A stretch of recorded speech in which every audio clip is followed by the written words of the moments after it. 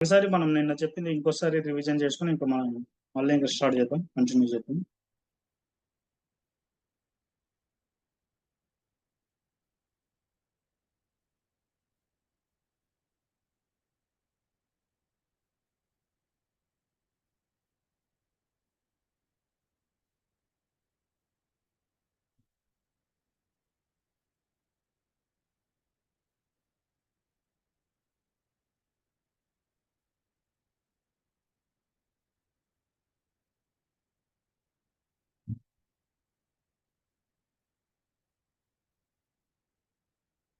Yeah. మనం నేర్చుకోబోయేటటువంటి topic ఎస్ఏపిలో ఎఫ్ఐసిఓ మాడ్యూల్. సో ఎఫ్ఐసిఓ అన్నవి 2 మాడ్యూల్స్ మనం నేర్చుకుంటున్నాము. ఎఫ్ఐ అన్నది ఫైనాన్స్, కంప్లీట్ గా ఫైనాన్స్ ని హ్యాండిల్ చేస్తుంది. సిఓ అన్నది కంప్లీట్ గా కంట్రోలింగ్ ని హ్యాండిల్ చేస్తుంది. ఓకే, వాట్ ఈస్ ఎస్ఏపి అంటే? SAP it is a system application product in data processing. Actually this SAP it is a one types of ERP. So మనము Tally, so ఒకప్పుడు మనం Tally ఎట్లయితే వాడినామో, so Tally అన్నది కూడా ఒక రకమైనటువంటి ERP.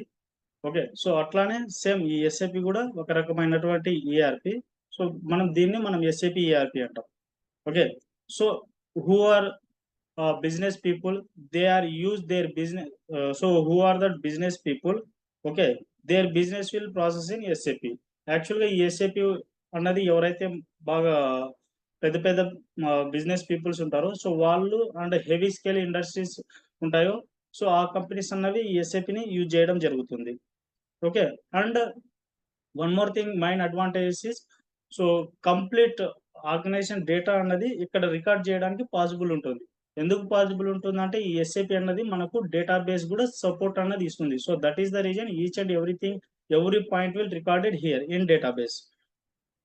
Okay, so this SAP developed in Germany country. Okay, ఈ ఎస్ఏపిని Germany country వాళ్ళు డెవలప్ చేసినారు in the year of 1972 April 1st. Okay, so ఎవరు ఇంప్లిమెంట్ చేసినారంటే ఐబిఎం లో ఆల్రెడీ వర్క్ చేసి, సో వాళ్ళు బయటికి వచ్చి వాళ్ళు ఈ 5 IBM ఎక్స్ ఎంప్లాయీస్, సో వాళ్ళు ఈ ఎస్ఏపిని డెవలప్ చేయడం జరిగింది. సో ఎందుకు మనం ఈ ఎస్ఏపి యూజ్ చేస్తున్నామంటే, so this SAP is provide the end to end solution to business requirement to client and companies. అంటే ఎలాంటి, so end to end mean, so from the beginning నుంచి మీన్ మనకు రా మెటీరియల్ అన్నది మన organisation లో enter అయినప్పటి నుంచి, so అది ఫినిష్డ్ గూడ్స్ అయ్యి, సో అది సేల్స్ కి వెళ్ళేంత వరకు ఎవ్రీ ఫేజెస్ అన్నది మనకు SAP లో రికార్డ్ చేయడానికి పాసిబుల్ అన్నది ఉంటుంది అనమాట. So that is the reason we are using this SAP. Okay, next what is SAP? So already మనం ఇప్పుడే డిస్కస్ చేసుకున్నాం. SAP stands for system application product in data processing. So business data will be stored in database. Okay, so complete a transaction ఏం జరిగినా కానీ మన business లో ఆ complete data మొత్తం మన డేటాబేస్ లో స్టోర్ అవుతుంది. సో ఆల్రెడీ డిస్కస్ చేసుకున్నాం. SAP హిస్టరీ అనేది 1972 ఏప్రిల్ 1st ఈ SAP అనేది డెవలప్ చేసినారు. So IBM five employees, so they are developed this SAP. So వాళ్ళ పేర్లు ఏంటంటే Dietmar Hopp, Klaus Tschira, Hans Werner Hector, Hasso Plattner, Claus Wellenreuther. So వీళ్ళు ఆ 5 IBM ఎంప్లాయీస్ అనమాట. Dietmar Hopp, Klaus Tschira, Hans Werner Hector, Hasso Plattner and Claus Wellenreuther. So ఈ 5 IBM employees అన్నది so ఈ SAPని develop చేయడం జరిగింది. Okay, so first what is ERP?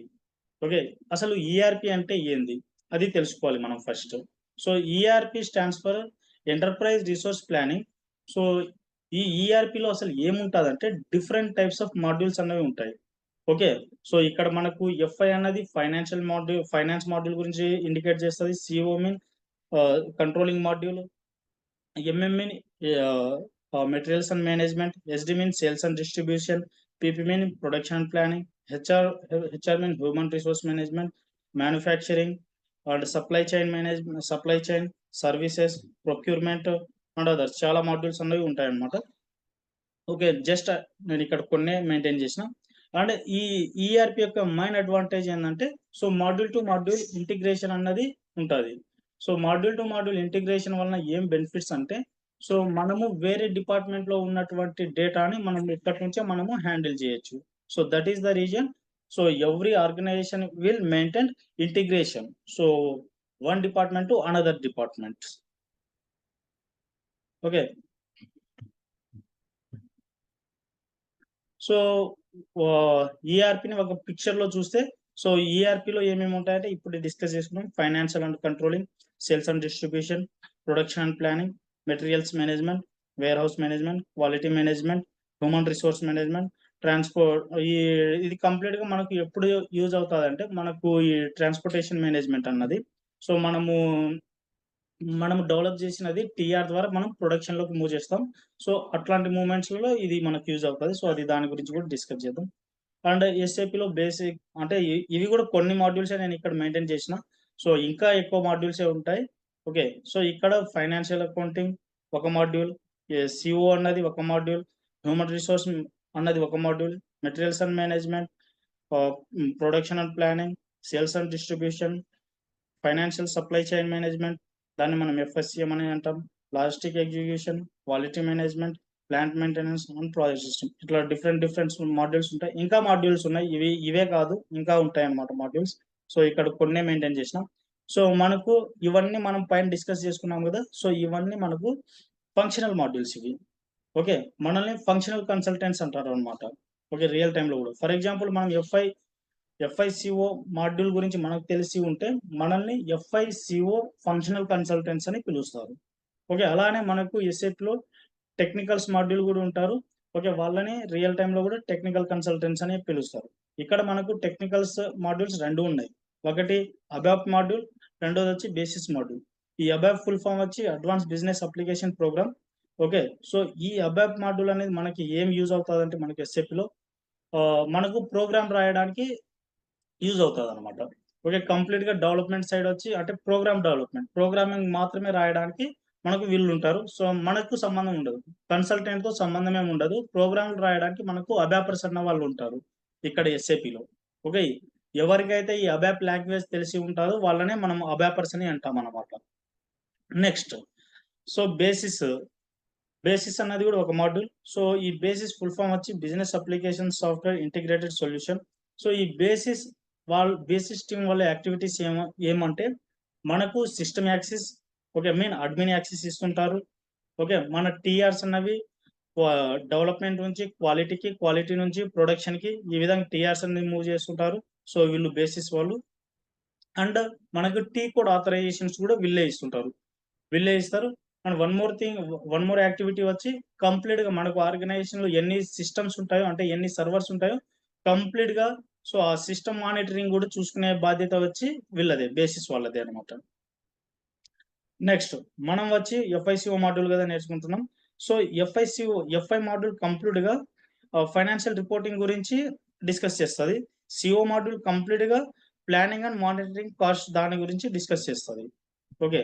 So f i లో మనకి ఏముంటాయంటే అంటే ఫైనాన్స్ లో ఏమేమి ఉంటాయంటే సో ఇక్కడ మనకు ఫైనాన్షియల్ స్టేట్మెంట్ అన్నది ఉంటుంది, బ్యాలెన్స్ షీట్ అన్నది ఉంటుంది.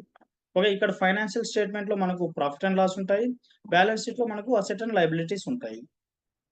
నెక్స్ట్ మనం ఇక్కడ ఎస్ఏపిలో మనం ఏమేమి నేర్చుకుంటాం అంటే ఈ ఫైనాన్స్ సైడ్. ఓకే. ఫస్ట్ మనం ఆర్గనైజేషన్ స్ట్రక్చర్ ని డెవలప్ చేయాలి. ఓకే. ఎఫ్ఐసిఓ కన్సల్టెంట్స్ ఈ ఆర్గనైజేషన్ స్ట్రక్చర్ ని బిల్డ్ చేస్తారు. సో ఇక్కడ మనం నేర్చుకునేది general ledger accounting, account receivable, account payable, asset accounting, banking. So ఇవన్నీ మనము ఫైనాన్స్ సైడ్ చూస్తాము. ఓకే. జనరల్ లెడ్జర్ అకౌంటింగ్ లో మనం జేఎల్స్ మాత్రమే చూస్తాం. ఫర్ ఎగ్జాంపుల్ ఒక కంపెనీ అన్నది ఒక సిస్టమ్ కొన్నా కానీ సిస్టమ్ మీద ఒక జిఎల్ అన్నది క్రియేట్ చేయాలి. అంటే అది అసెట్ సైడ్ వస్తుంది కదా. సో అట్లాంటిది ఒక జిఎల్ అన్నది క్రియేట్ చేయాలి. ఓకే. అకౌంట్ రిసీవబుల్ అనేది కంప్లీట్ గా మనకు కస్టమర్ గురించి చెప్తుంది. మనం ఎప్పుడైతే ఒక ప్రోడక్ట్ అన్నది వాళ్ళకి సేల్ చేస్తామో సో కస్టమర్ అన్నతను మనకు మనీ పే చేస్తాడు.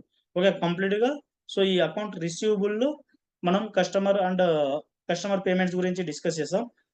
అకౌంట్ పేయబుల్ లో మనకు వెండర్స్ అన్న వాళ్ళు ఉంటారు. సో మనం రా మెటీరియల్స్ కొన్నప్పుడు సో ఆ రా మెటీరియల్స్ కి మనము అంటే మన కంపెనీ అన్నది డబ్బులు పే చేయాల్సి వస్తుంది. కాబట్టిగా సో మనం ఎట్లా పే చేస్తాం ఆ ప్రాసెస్ మొత్తం మనము అకౌంట్స్ పేయబుల్ లో చూస్తాం. అండ్ అసెట్ అకౌంటింగ్ ఏ వస్తువు ఏం కొన్నా కానీ అది కంప్లీట్ గా ఆర్గనైజేషన్ కు అసెటే కాబట్టి దాని గురించి డిస్కస్ చేస్తాం. బ్యాంకింగ్ అన్నది కంప్లీట్ గా మనకు మనం ఒకరికి మనీ అన్నది పే చేయాలన్నా గానీ, సో ఒకరి నుంచి మనీ రిసీవ్ చేసుకోవాలనుకున్నా కంప్లీట్‌గా మనకు బ్యాంకింగ్ మీదే డిపెండ్ అయి ఉంటది కాబట్టి ఇది కూడా చూస్తాం. నెక్స్ట్ కంట్రోలింగ్‌లో మనము ఇవే కాదు ఇంకా చాలా టాపిక్స్ ఉన్నాయి. అవి కూడా నేర్చుకుంటాం. ఓకే. ఇది జస్ట్ కొన్ని మాత్రమే మెయింటైన్ చేసినాం. ఇక్కడ వచ్చి మనం cost element, cost centre, profit centre, internal orders, profitability analysis, product costing so ఇవన్నీ చూస్తాం. అంటే దాంతో పాటు మనం న్యూ లెడ్జర్ కాన్సెప్ట్ కూడా చూస్తాం ఇక్కడ no problem. Next SAP roles కిందకొస్తే మనకు లోయర్ లెవెల్‌లో ఎండ్ యూజర్స్ అన్న వాళ్ళు ఉంటారు. ఓకే. ఈ ఎండ్ యూజర్స్ అన్న వాళ్ళు మనకు కంపెనీ సైడ్ అంటే మన క్లయింట్ సైడ్ ఉంటారు. అంటే ప్రొడక్షన్ కంపెనీ సైడ్ ఉంటారు. ఈ ఎండ్ యూజర్స్ అన్న వాళ్ళు డే టు డే యాక్టివిటీస్ మొత్తం సిస్టమ్‌లో మెయింటైన్ చేస్తూ ఉంటారు. ఓకే. నెక్స్ట్ లెవెల్ వచ్చి కన్సల్టెంట్ లెవెల్ అంటే మన లెవెల్. సో ఈ కన్సల్టెంట్‌లే కంప్లీట్‌గా మన ఆర్గనైజేషన్ స్ట్రక్చర్‌ని బిల్డ్ చేస్తారని చెప్పుకున్నాం. నెక్స్ట్ లెవెల్ వచ్చి టీమ్ లీడర్స్. ఈ టీమ్ లీడర్స్ అన్నతను కంప్లీట్‌గా మన టీమ్‌ని హ్యాండిల్ చేస్తాడు. ఓకే. తర్వాత వచ్చి ఇంకా ప్రాజెక్ట్ మేనేజర్. ఈ ప్రాజెక్ట్ మేనేజర్ వచ్చి మనకు ప్రాజెక్ట్ వచ్చినప్పుడు దాని మీద అగ్రీమెంట్ చేసి వచ్చేటువంటి పర్సన్ వచ్చి ప్రాజెక్ట్ మేనేజర్. సో, ఆ ప్రాజెక్ట్ వచ్చినప్పటి నుంచి అది అయ్యేంత వరకు అండ్ అది హైపర్ కేర్‌కి వెళ్ళి అది ఫైనల్‌గా ప్రాజెక్ట్ ఎండ్ అయ్యేంత వరకు కంప్లీట్ రెస్పాన్సిబిలిటీ అన్నది ప్రాజెక్ట్ మేనేజరే చూసుకోవాలి. అండ్ సో, వీళ్ళు టెక్నికల్ కన్సల్టెంట్ అని చెప్పుకున్నారు. వాళ్ళకు ప్రత్యేకంగా టీమ్ అన్నది ఉంటది గానీ, సో, వాళ్ళది లోయర్ లెవెల్, అప్పర్ లెవెల్ ఏమి ఉండవు. సో, కన్సల్టెంట్ అంటే కన్సల్టెంట్ అంతే అన్నమాట వాళ్ళకు. సో, వాళ్ళు కంప్లీట్‌గా ఈ టెక్నికల్ కన్సల్టెంట్ అన్నటువంటి వాళ్ళు ఫంక్షనల్ కన్సల్టెంట్‌కి సపోర్ట్ చేస్తూ ఉంటారు ఆల్‌వేస్ రియల్ టైమ్‌లో గూడా.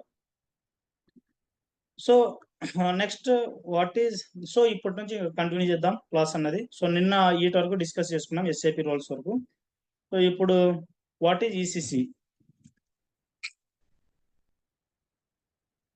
సో, ఇప్పుడు మనం సో, ఇప్పుడు కంటిన్యూ అవుతుంది క్లాస్. నిన్న ఆటి వరకు డిస్కస్ చేసుకున్నాం. Okay. First what is ECC?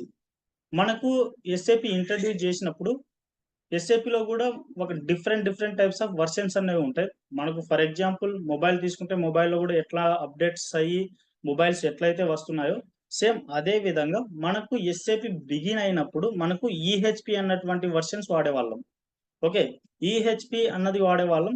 ఈహెచ్‌పీ తర్వాత మనం వాడుతున్నటువంటి ఈ టూలొచ్చి ఈ ఈ ఏమంటారంటే దీన్ని సో, వెర్షన్స్ వచ్చి ఈసీసీ. ఓకే. ఇప్పుడు మనం ఎస్ఏపీలో ఈసీసీ అని వాడుతున్నాం. ఓకే. కరెంట్.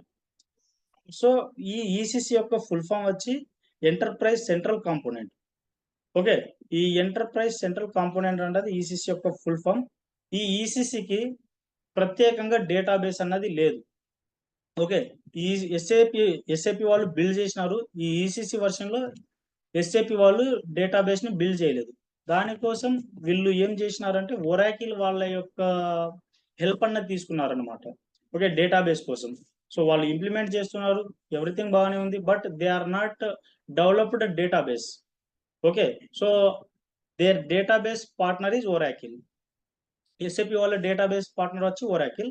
సో, కంప్లీట్‌గా వాళ్ళ బిజినెస్ ఎంతైతే చేస్తుంటారో ఆ కంప్లీట్ డేటా అన్నది ఈ ఒరాకిల్ డేటాబేస్‌లో సేవ్ అవుతదన్నమాట. ఈ ఈసీసీలో. ఓకే.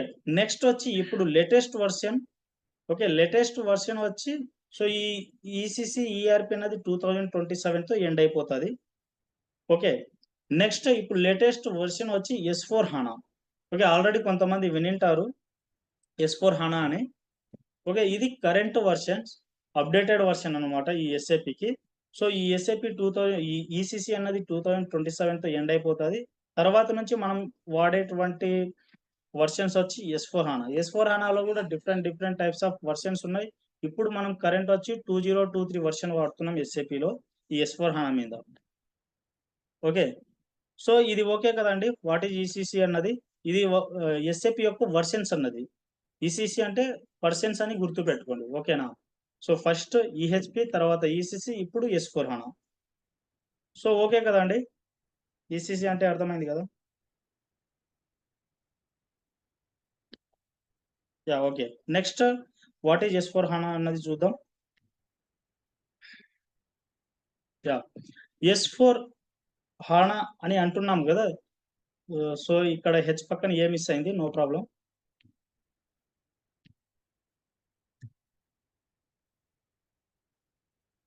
యాహ్! S4 HANA అని అంటున్నాం కదా. సో ఇక్కడ S4 మనము రియల్ టైమ్ లో కూడా అట్లే రాయాలి, S4 అనే రాయాలి. ఓకే, S4 సూట్ ఫర్ అని అర్థం అన్నమాట.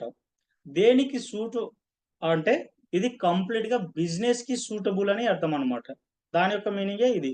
సూట్ ఫర్ అంటే ఇది కంప్లీట్ గా బిజినెస్ కి సూటబుల్ అని అర్థం. ఓకే, హానా ఫుల్ ఫామ్ వచ్చి హై పర్ఫార్మెన్స్ అనలిటికల్ అపిలియన్స్. ఓకే, దీని యొక్క మెయిన్ అడ్వాంటేజ్ ఏంటంటే, ఈ S4 HANA యొక్క మెయిన్ అడ్వాంటేజ్ ఏంటంటే, దీంట్లో మల్టీ మోడల్ డేటాబేస్ అన్నది ఉంటుంది. మనము ఈసీసీ వర్షన్ లో డిస్కస్ చేసినప్పుడు వాళ్ళకు డేటాబేస్ లేదని చెప్పుకున్నాం. ఓకేనా, కానీ ఈ S4 HANA వాళ్ళు ఎప్పుడైతే ఇంప్లిమెంట్ చేసినారో they are implemented their own database. Okay, so SAP వాళ్ళ యొక్క ఓన్ ప్రోడక్ట్ ఇది S4 HANA, అండ్ వాళ్ళ యొక్క ఓన్ డేటాబేస్ కూడా హానా డేటాబేస్ అని అంటాం అనమాట. వాళ్ళ యొక్క ఓన్ డేటాబేస్ వచ్చి హానా డేటాబేస్. ఇక్కడ కంప్లీట్ గా 100% ఎస్ఏపి ప్రొడక్ట్ అనేది ఇప్పుడు ఎస్ఏపి వాళ్ళ చేతిలోనే ఉంది.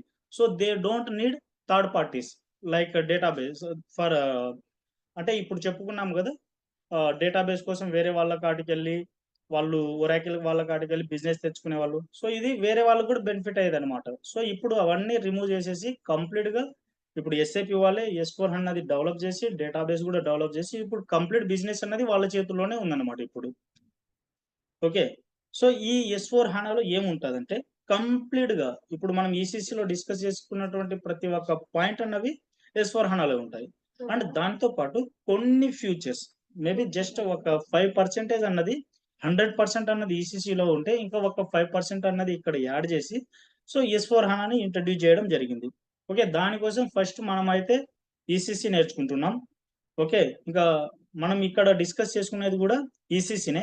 ఈసీసీ అర్థమైతే S4 HANA అన్నది అర్థమవుతుంది. ఓకేనా, సో దానికోసం ఫస్ట్ మనం ఈసీసీ నుంచే స్టార్ట్ చేస్తున్నాం. ఓకే, S4 HANA అన్నది మనం ఫ్యూచర్ లో డిస్కస్ చేస్తాం.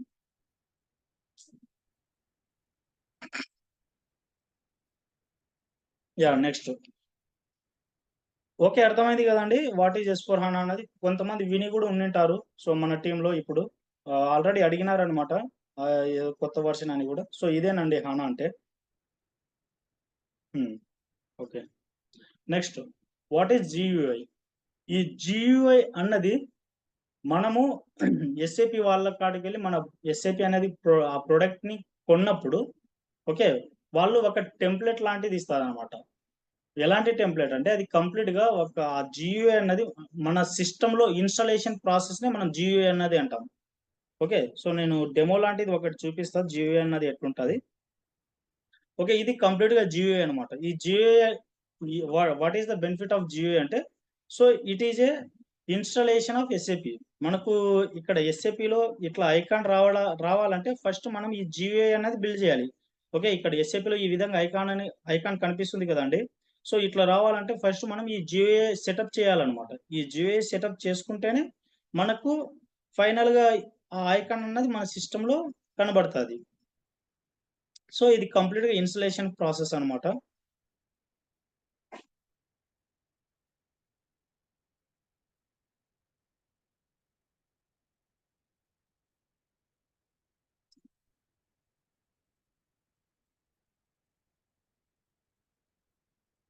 సో అది అయిపోయిన తర్వాత ఇక్కడ మనము సో కొత్తగా క్రియేట్ చేసేటప్పుడు ఈ విధంగా ఎస్ఏపి ఐకాన్ అన్నది మన సిస్టమ్ మీద వచ్చేసిన తర్వాత వచ్చి మనం ఇక్కడ క్రియేట్ అన్న దానికి వెళ్ళాలి. క్రియేట్ అన్న దానికి వెళ్ళి సో మనకు సర్వర్ యాక్సెస్ అవన్నీ ఈ విధంగా ఇస్తారనమాట. డిస్క్రిప్షన్, అప్లికేషన్ సర్వర్, సో ఇవన్నీ మనం మెయింటైన్ చేస్తేనే మనకు లాగిన్స్ అనేవి వస్తాయి. ఓకే, సో ఈ విధంగా మెయింటైన్ చేస్తారు. మెయింటైన్ చేసిన తర్వాతనే మనకు పాసిబుల్ ఉంటుంది అనమాట ఎస్ఏపిలో లాగిన్ అవ్వడానికి.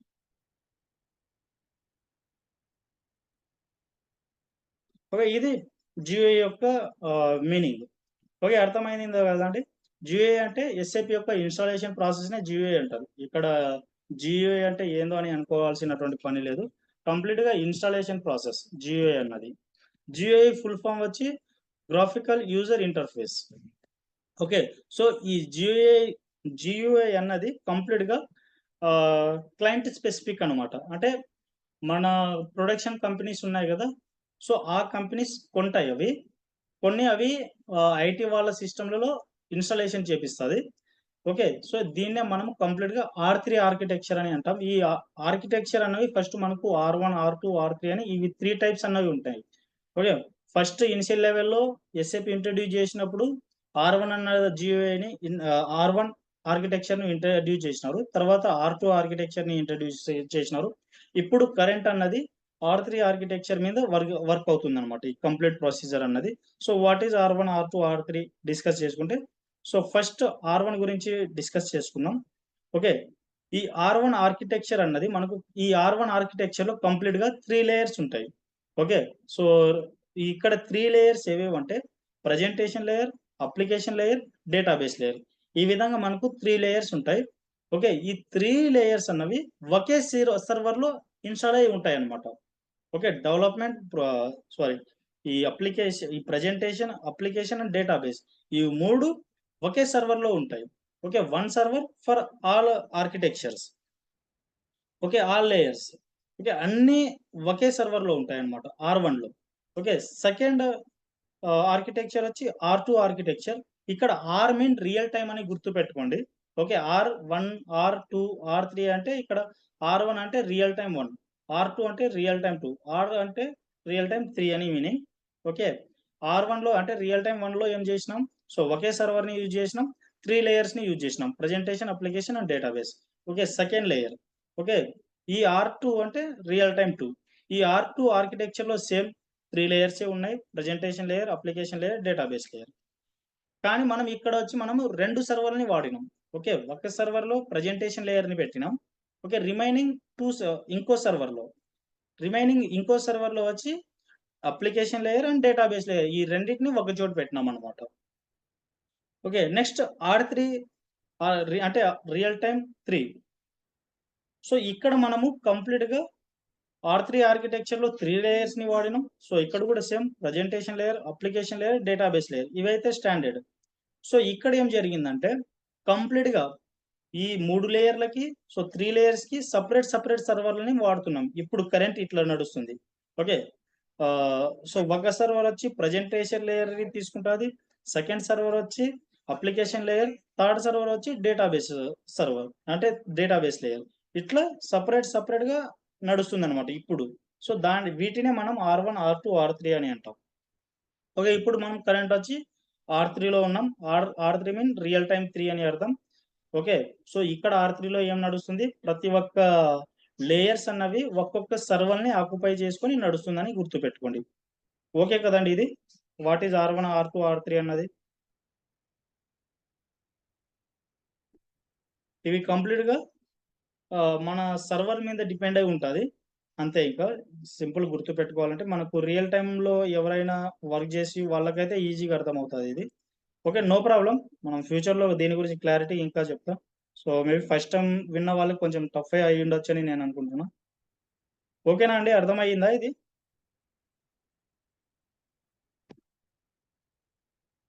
ఎవరికైనా డౌట్స్ ఉన్నా గాని చెప్పండి. ఎందుకంటే ఇవి మనం ఏవైతే డిస్కస్ చేసుకుంటున్నామో పాయింట్స్ అవి రియల్‌గా అంటే మీరు ఆర్గనైజేషన్‌లో వెళ్ళిన తర్వాత ఖచ్చితంగా వింటారనమాట ఈ వర్డ్స్. దానికోసమే ఎక్కడ మీకు ప్రాబ్లమ్ అనిపించినా గాని ఒకసారి చెప్పండి. డిస్కస్ చేసుకుందాం. No problem.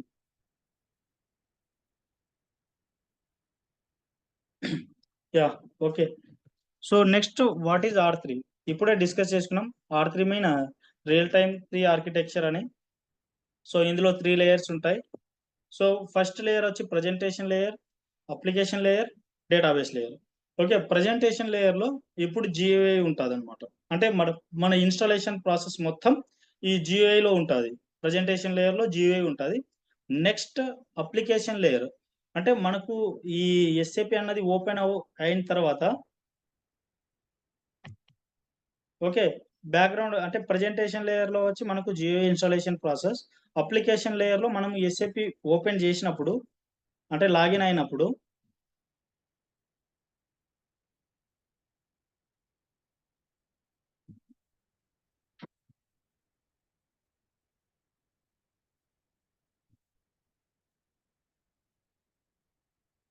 ఓకే. ఇది అప్లికేషన్ లేయర్ అండి. ఓకే. ఏదైతే ఓపెన్ చేసినామో అది అప్లికేషన్ లేయర్. నెక్స్ట్ లేయర్ వచ్చి డేటాబేస్ లేయర్. ఓకే. ఇక్కడ డేటాబేస్ లేయర్‌లో ఏమవుతాదంటే డేటా స్టోర్ అవుతది. ఓకే. మనకు ఎస్ఏపీలో డేటా అన్నది టేబుల్స్ లెవెల్‌లో store అవుతదనమాట. Okay.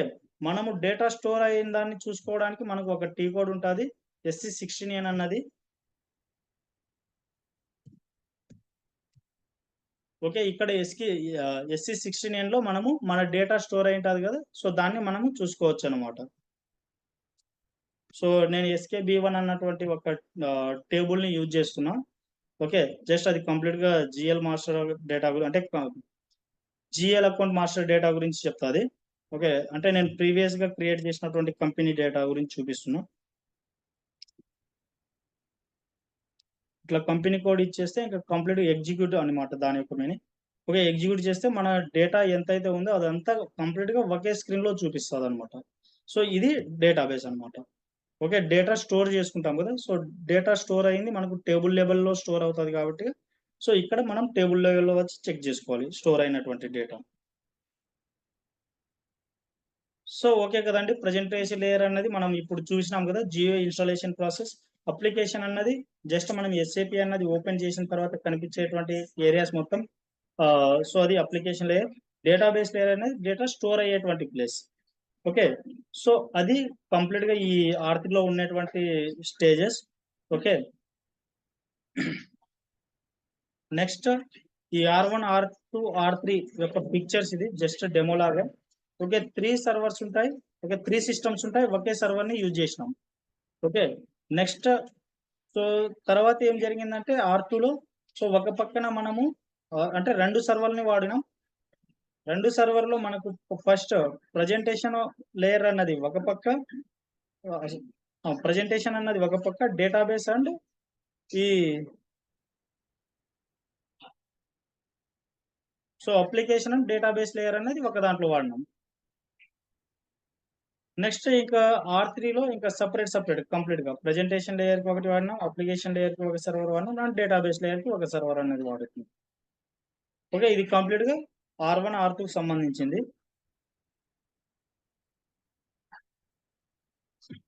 Next basic explanation of the module. అంటే ఇప్పుడు మనకు చాలా మాడ్యూల్స్ యాహ్! చెప్పండి.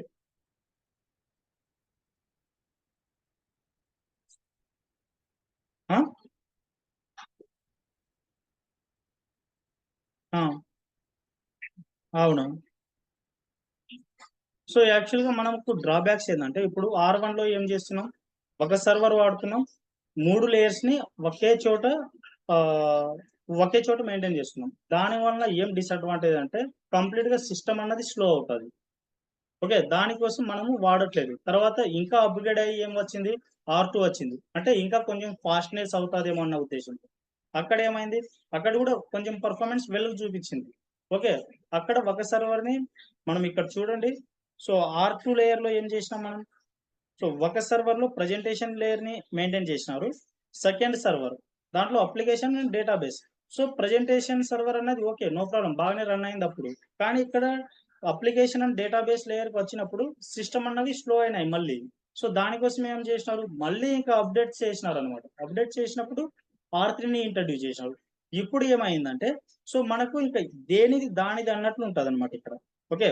ఇక్కడ కంప్లీట్‌గా మనకు ప్రెజెంటేషన్‌కి ఒక సర్వర్, అప్లికేషన్‌కి ఒక సర్వర్, డేటాబేస్‌కి ఒక సర్వర్. సో, ఇట్లా మెయింటైన్ చేసినప్పుడు మనకు ఫాస్ట్‌నెస్ కూడా కొంచెం ఎక్కువుంటది. ఓకే. కంపేర్ విత్ ఆర్2 గూడా. ఓకే. దానికోసం ఇక్కడ అవి ఒక్కొక్కటి అవాయిడ్ చేసుకుంటూ రావడానికి కారణం వచ్చి ఫాస్ట్ అంతేనండి.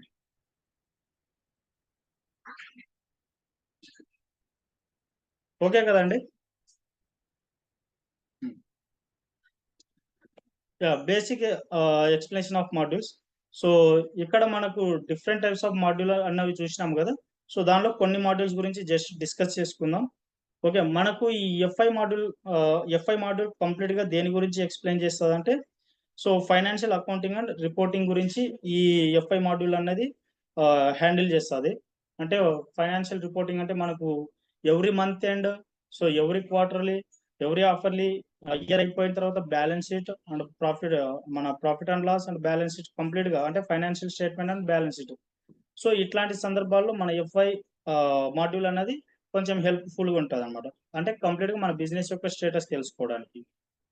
నెక్స్ట్ కంట్రోలింగ్ మాడ్యూల్ కంప్లీట్ గా మనకు కంప్లీట్ గా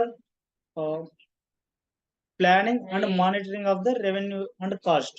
సో మనకు రెవెన్యూ అండ్ కాస్ట్ మీద అది ఎక్కువగా ఫోకస్ చేస్తుంది అనమాట. ఓకే, అంటే రెవెన్యూను ఇంక్రీజ్ చేయాలి, ఈ కాస్ట్ ని డిక్రీజ్ చేయాలి, ఈ కంట్రోలింగ్ యొక్క కాన్సెప్ట్. సో దాని గురించి డిస్కస్ చేస్తుంది. అండ్ హెచ్ఆర్ మాడ్యూల్ కంప్లీట్ గా దేని గురించి డిస్కస్ చేస్తారంటే, ఒక పర్సన్ అన్నది ఆన్బోర్డ్ అయ్యి, ఓకే, అతనికి మంత్లీ వైజ్ శాలరీస్ ఇస్తూ, ఓకే, అతన్ని ఫైనల్ గా అతని యొక్క అటెండెన్స్ అంటే కంప్లీట్ ఆర్గనైజేషన్ యొక్క అటెండెన్స్ అండ్ సో వాళ్ళ శాలరీస్ అండ్ అతన్ని టర్మినేట్ చేసినప్పుడు సెటిల్మెంట్స్, ఈ ఏరియాస్ అన్ని వీళ్ళు హెచ్ఆర్ వాళ్ళు చూసుకుంటారు అనమాట. ఓకే, ఇది హెచ్ఆర్ మాడ్యూల్ యొక్క activities. Next MM mean materials and management. Okay, ఈ మెటీరియల్స్ అండ్ మేనేజ్మెంట్ మాడ్యూల్స్ వాళ్ళు ఏం చేస్తారంటే కంప్లీట్ గా ప్రొక్యూర్మెంట్ ప్రాసెస్ ని చూసుకుంటారు.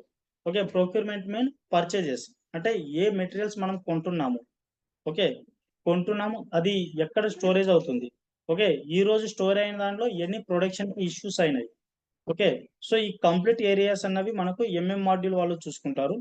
And production and planning module వాళ్ళు ఏం చేస్తారంటే, సో పర్ డే అన్నది మనము ఎన్ని క్వాంటిటీ ఆఫ్ ఫినిష్డ్ గూడ్స్ అన్నవి తయారు చేయాలి.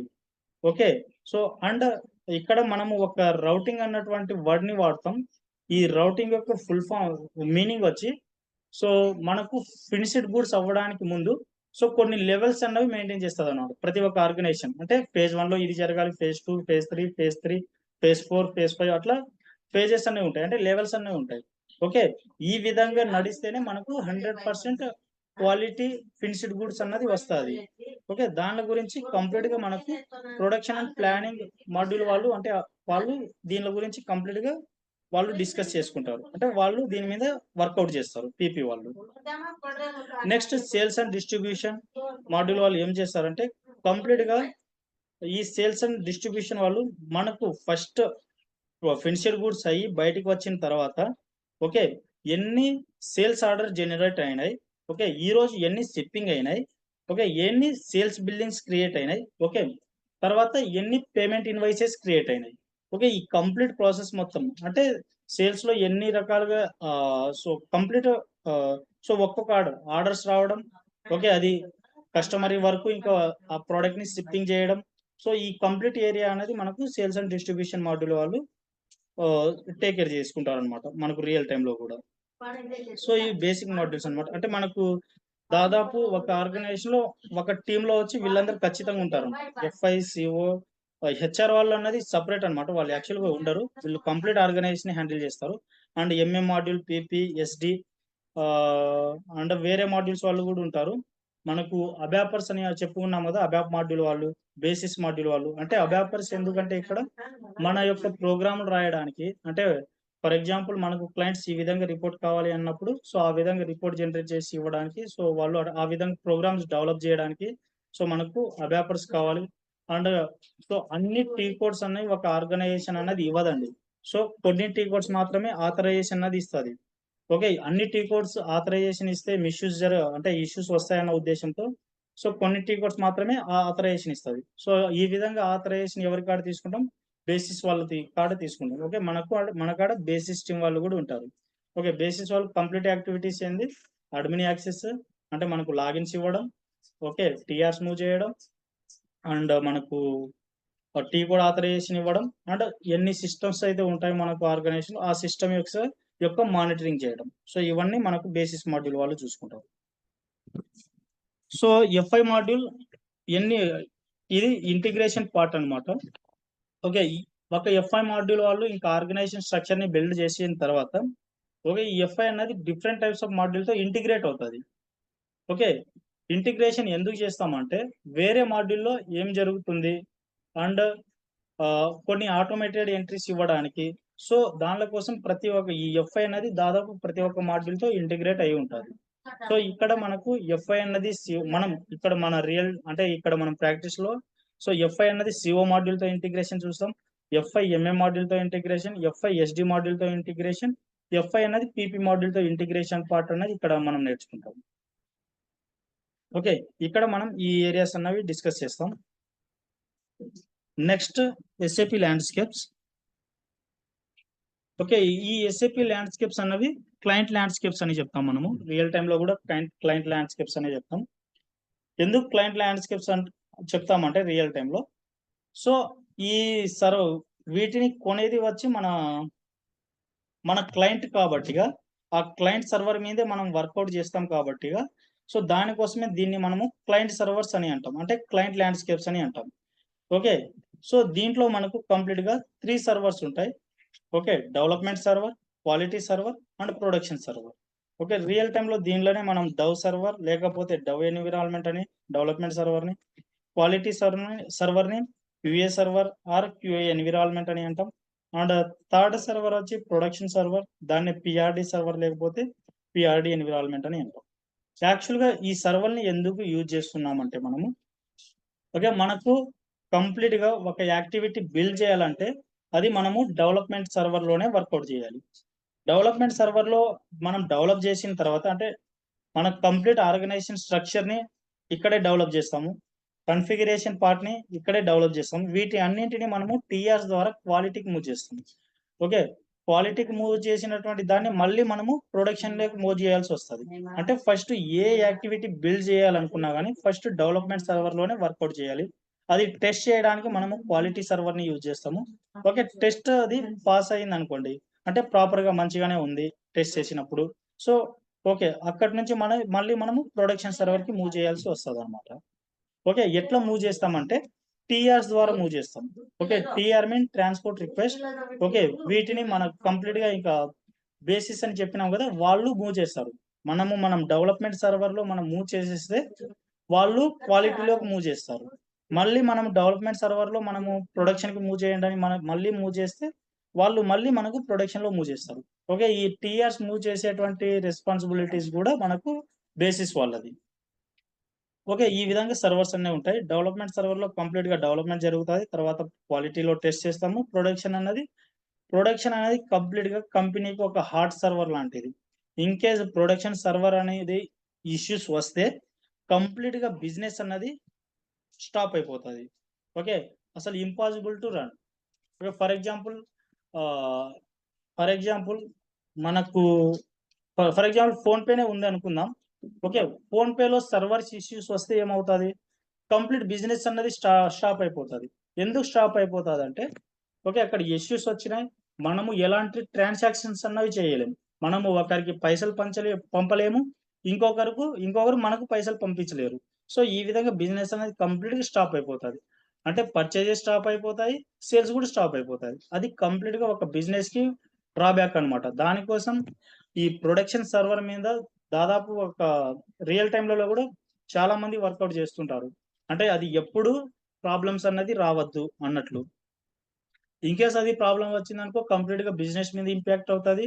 ఓకే, కంప్లీట్ గా అట్లాంటి ఇంపాక్ట్ వచ్చినప్పుడు మనం ప్రాపర్ గా సపోర్ట్ ఇవ్వకపోతే మన మన కంపెనీ మీద కూడా బ్యాడ్ నేమ్ వస్తుంది. సో ఆ కన్సల్టెంట్స్ వచ్చి మన ప్రొడక్షన్ సర్వర్ ని ప్రాపర్ గా హ్యాండిల్ చేయట్లేదు. ఓకే, ఫ్యూచర్ లో కూడా ఆ కంపెనీ నుంచి మనకు బిజినెస్ అనేది రాదు. ఓకే, దానికోసం కంప్లీట్ గా ప్రొడక్షన్ సర్వర్ ని ప్రాపర్ గా మెయింటైన్ చేస్తుంటారు రియల్ టైమ్ లో కూడా. సో ఇవి ఎస్ఏపి యొక్క landscapes, development, quality and production servers. Okay, ఇక్కడ ఒక వర్డ్ గుర్తు పెట్టుకోండి, ఇక్కడ సర్వర్స్ అన్నా కానీ, ల్యాండ్స్కేప్స్ అన్నా కానీ, క్లయింట్ సిస్టమ్స్ అన్నా కానీ, ఎన్విరాన్మెంట్స్ అన్నా కానీ, ఓకే, వీటి అన్నింటికి సేమ్ మీనింగ్ ఏనండి. ఓకే, మీరు కొంతమంది వచ్చి రియల్ టైంలలో కూడా ల్యాండ్స్కేప్స్ అంటారు. ఓకే, కొంతమంది వీటినే సర్వర్స్ అంటారు. ఓకే, కొంతమంది వీటినే క్లయింట్స్ అంటారు, కొంతమంది వీటినే ఎన్విరాన్మెంట్స్ అంటారు. ఓకే, అన్నిటికీ ఒకే మీనింగ్ అన్నది గుర్తు పెట్టుకోండి ఇక్కడ. ఓకే, ఇది అర్థమైంది కదండి. ల్యాండ్స్కేప్స్ అన్నవి రియల్ టైంలో కూడా మనం వీటి మీదే ఎక్కువ వర్కౌట్ చేయాల్సి వస్తుంది అనమాట. వీటి మీదే రియల్ టైంలో కూడా దీని మీద కంప్లీట్ డెవలప్మెంట్ చేసేటప్పుడు డెవలప్మెంట్ సర్వర్ లోనే వర్క్ చేయాలి, తర్వాత టెస్టింగ్ చేసేటప్పుడు క్వాలిటీ. ఈ ప్రొడక్షన్ సర్వర్ అనేది మనకైతే యాక్సెస్ అన్నది ఇవ్వరు. ఓకే, జస్ట్ డిస్ప్లే యాక్సెస్ ఇస్తారు. ఈ ప్రొడక్షన్ సర్వర్ కంప్లీట్ గా వాళ్ళ చేతుల్లోనే ఉంటుంది. జస్ట్ ఎప్పుడైనా ఇష్యూస్ వచ్చినప్పుడు మాత్రం మనకి ఇస్తారనమాట యాక్సెస్, ఇది మెయింటైన్ చేయండి అని. ఓకే కదండి, ఈ ల్యాండ్స్కేప్స్ అర్థమైంది కదా. Yeah, okay.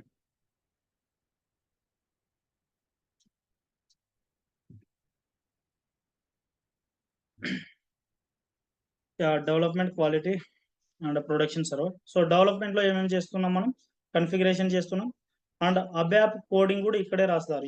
ఏవైనా డెవలప్మెంట్ కావాలన్నప్పుడు అబ్యాపస్ కోడింగ్ కూడా ఇక్కడే రాస్తారండి. సో అది రాసేసిన తర్వాత అక్కడి నుంచి ఇక్కడ configurations and development and ABAP coding రాసినటువంటి అన్ని కూడా ఇక్కడి నుంచి మనకు క్వాలిటీకి మూవ్ అవుతాయి. క్వాలిటీలో కంప్లీట్‌గా టెస్టింగ్స్ అన్నవి జరుగుతాయి. ఓకే. టెస్ట్ టెస్ట్ జరిగిన తర్వాత అక్కడ టెస్ట్ అనేది ఓకే అయ్యిందనుకోండి. అక్కడి నుంచి మనకు ఆ టీఆర్స్ అన్నవి ప్రొడక్షన్‌కెళ్ళిపోతాయి. ఈ ప్రొడక్షన్ ఇది కంప్లీట్ ప్రాసెస్ అన్నమాట. డెవలప్మెంట్‌లో డెవలప్మెంట్ చేస్తాము. క్వాలిటీలో టెస్ట్ చేస్తాము. అండ్ ప్రొడక్షన్‌లో జస్ట్ మనము డిస్‌ప్లే యాక్సెస్ ఇస్తారు. ప్రొడక్షన్ దాదాపు ఈ ప్రొడక్షన్ సర్వర్ యొక్క యాక్సెస్ దాదాపు వాళ్ళ కంపెనీలో ఉంటారు కదా! ఎండ్ యూజర్స్ వాళ్ళకి day to day business access run అవ్వడానికి వాళ్ళ చేతుల్లోనే యాక్సెస్ అన్నది ఉంటదనమాట. సో, ఇది కంప్లీట్‌గా ఈ సర్వర్‌ల గురించి.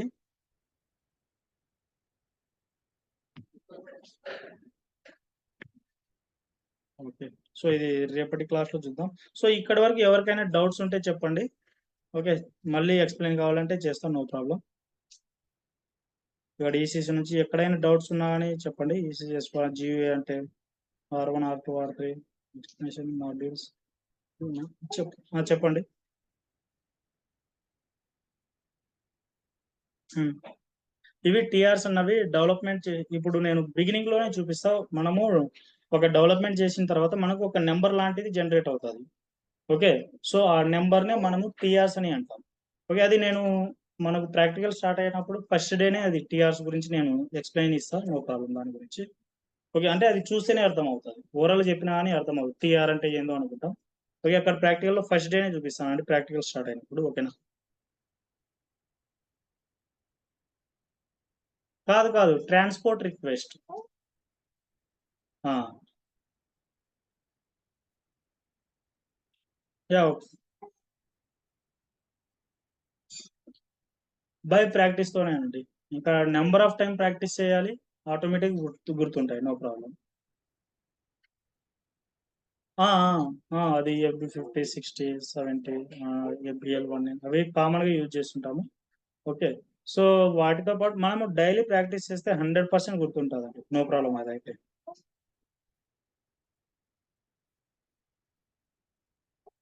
టీ కోడ్స్ గురించి అడగరు. ఎవ్వరు గూడా టీ కోడ్స్ అన్నది అడగరు. ఎందుకంటే గుర్తుండదని వాళ్ళకి గూడా తెలుసు. వాళ్ళు బిజినెస్ ప్రాసెస్ అన్నది అడుగుతారు. అంటే ఫర్ ఎగ్జాంపుల్ ఇప్పుడు ఇదే గదా! ఇప్పుడు మనకు ఇక్కడ డెవలప్‌మెంట్ క్వాలిటీ అసలు వాట్ ఈస్ ల్యాండ్‌స్కేప్స్ అని గురించి అడుగుతారు. How many types of landscapes అట్లా అడుగుతారన్నమాట. అప్పుడు మనం చెప్పాలి. Actually we have 3 types of landscapes in SAP. Actually development server, quality server and production server. So, completely we will develop in development server, development things for example like configuration, ABAP coding. So, these kinds of activity develop in development server. In quality server, we will test here. Okay, in case the test is passed, we will move the TR into the production system. Okay, in case that activity is failed, so we will again we will go to the development system. So after that, we will, in case the development is finished, so we will move to again quality. So their test is passed, we will move to the TR in production. So this is the client completely landscapes activities అంటే ఈ విధంగా చెప్పినా గాని సరిపోతది. Complete మనకు వాళ్ళకి process కావాలన్నమాట. Okay. ప్రత్యేకంగా టీ కోడ్స్ అనేవి దాదాపు ఎవరు గూడా అడగరు. కానీ టీ కోడ్స్ అనేవి గుర్తుపెట్టుకోవాలి. అంటే మనకు కర్మ ఎట్లుంటాదో చెప్పలేం గదా! కొంతమంది ఊరికనే అట్లా గూడా అడిగేవాళ్ళుంటారు. చెప్పలేము. సో, దానికోసం అన్నీ గుర్తుపెట్టుకోవాలి. ఓకే. ఇంకా ఏవైనా డౌట్స్ ఉన్నాయా? చెప్పండి.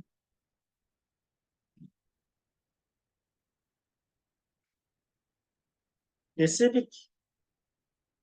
కంప్లీట్‌గా బిజినెస్‌ని డెవలప్ చేయడమేనండి. ఎందుకంటే మనకు డిఫరెంట్ టైప్స్ ఆఫ్ ఈఆర్‌పీ వాడటం కంటే, ఒకే ఈఆర్‌పీలో అన్ని మాడ్యూల్స్ దొరకడం అనేది ఒక అడ్వాంటేజే గదా! సో, ఇది కంప్లీట్‌గా ఒక ఇండస్ట్రీ స్పెసిఫిక్ కోసం వాడుతున్నటువంటి టూల్ అన్నమాట. ఈ ఎస్ఏపీ అన్నది. ఓకే.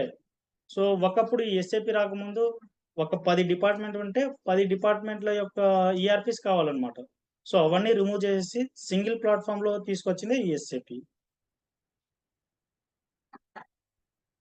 సో దానికోసమే మనకు డిఫరెంట్ టైప్స్ ఆఫ్ మాడ్యూల్స్ అనేవి ఉన్నాయి. అది ఎట్లా డెవలప్ చేస్తారనేది ఇంకా మనం ప్రాక్టికల్స్ లో చూస్తే ఇంకా అర్థమవుతుంది అసలు ఏంది కథ. సో ఇంకా ఏమైనా డౌట్స్ ఉన్నాయండి?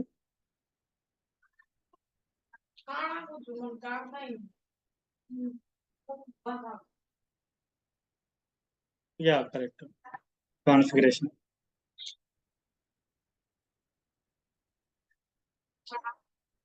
అబ్యాప్ అన్నది మనకు అబ్యాపర్స్ ఉంటారు కదా, నో ప్రాబ్లం. కానీ అది నేర్చుకుంటే కూడా మంచిదే అనమాట. సో బై ఎక్స్పీరియన్స్ ఆటోమేటిక్ గా ప్రతి ఒక్కరు నేర్చుకుంటారు. నేను చూపిస్తాను. నిన్న చూసినాం కదా అబ్యాప్ లాంగ్వేజ్ అనేది ఎట్లుంటుంది, అబ్యాప్ కోడింగ్ ఎట్లుంటుంది అన్నది.